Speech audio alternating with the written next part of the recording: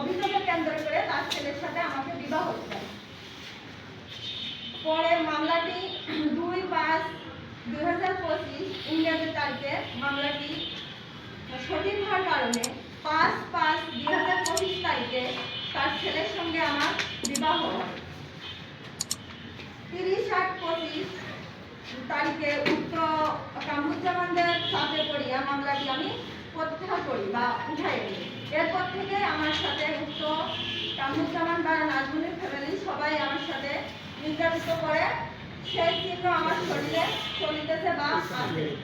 এরপর 23/8/2025 তারিখে নাজমুলের সে আমার খাবারের সাথে ঘুমের ওষুধ মিশিয়ে আমাকে প্রদান করে আমি ঝিনাইদহ সদর হাসপাতালে ভর্তি থাকি।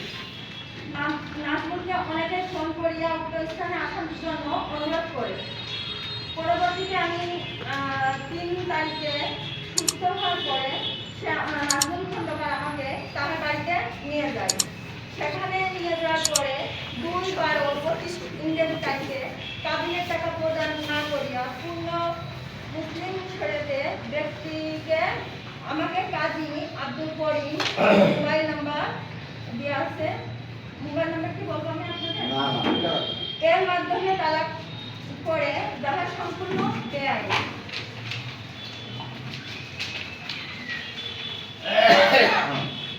পরবর্তীতে আমি ঝিনাইদহ আমার নিজ ভাড়াটে বাড়িতে চলে আসি। পরবর্তীতে 4/12/2025 তারিখে নাজমুল খন্দকার দুপুর আনুমানিক 12:45 আমার বাসায় ঝিনাইদহ আসে এবং আমাকে জোরপূর্বক আমার নিজের ব্যবহৃত একটি স্বর্ণের চেন, একটি স্বর্ণের ব্রেসলেট জোরপূর্বক এবং স্বর্ণের একটি কানের দুল এবং একটি মোবাইল, আমার নিকটে আরেকটা ফোন থাকে বিক্রি করে আমার 98,000 টাকা থাকে, জোরপূর্বক সে ছিনাই নিয়ে যায়। পরবর্তীতে আমি খন্দকার কামরুলের নাজমুলের পিতা কামরুল খন্দকারকে বিষয়টি জানাই এবং তার ভাই মাখনকে জানাই যে আমার এই বিষয়টি।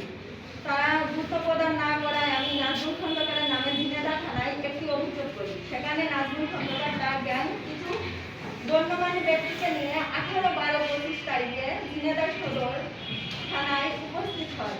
কামরুল খন্দকার ও তার জ্ঞান আমার উপর খন্দকার নাজমুলের আক্রমণ এবং মামলায় জোরপূর্বক ছিনতাই নেওয়ার বিষয়টি অস্বীকার করে, কিন্তু পরবর্তীতে আমার তথ্য দেওয়ার প্রমাণের ভিত্তিতে তা স্বীকার করে। পরবর্তীতে আমাকে প্রথমে 1 লক্ষ টাকা এবং পরবর্তীতে তাতে আমি রাজি না হয় আমাকে 2 লক্ষ টাকা প্রদানের প্রস্তাব দেয়, কিন্তু আমি কোনো প্রস্তাবই গ্রহণ করি না।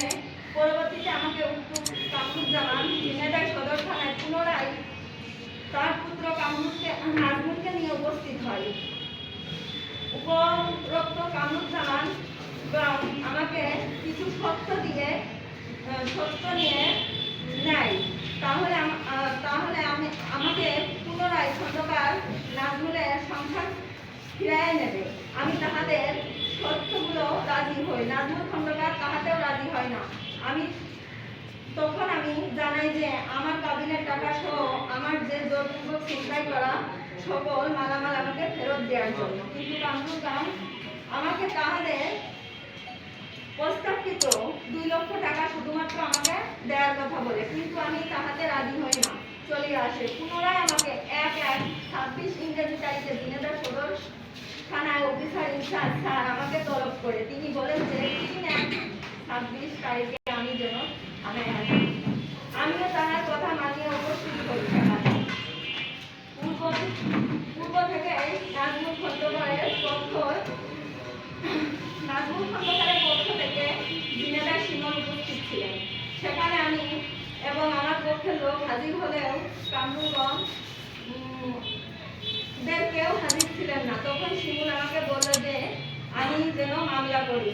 কামরুজ্জামান বলছেন যে আমি যেন মামলা করি, এটা নিয়ে আমার 3বার আমি বলছি, কিন্তু কোনো সমাধান করিতে পারিনি। বিদায় আমি উক্ত পরামর্শ